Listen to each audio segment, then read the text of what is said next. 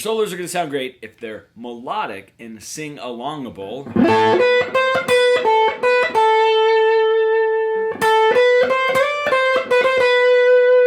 Right, very melodic. We're moving in seconds, maybe thirds, right? And what that does is it really mimics the human speech pattern, you know, just like moving up and down. I'm not spiking, I'm not jumping, I'm not drawing too much attention. It's very relaxed, and that is a great way to develop a melodic vocabulary. Now, the thing is, when we make jumps bigger than, let's say, a fourth or even a fifth, that's going to spotlight those sections. So if I take that same example,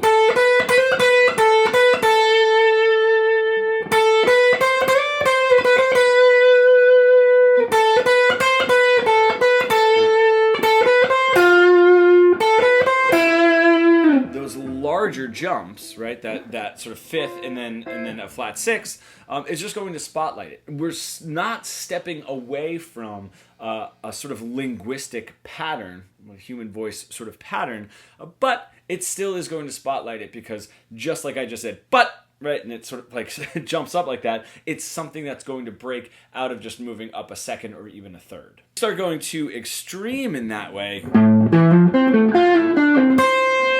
That is very, very not sing-alongable, or that sort of like human vocal melodic sort of idea. It is cool because now we're not just taking a spotlight of bigger jumps, right, and sort of saying, ooh, this might be interesting. We're breaking the human vocal pattern altogether and saying, hey, I've got a guitar, right? I don't have to only play things that are sing-alongable.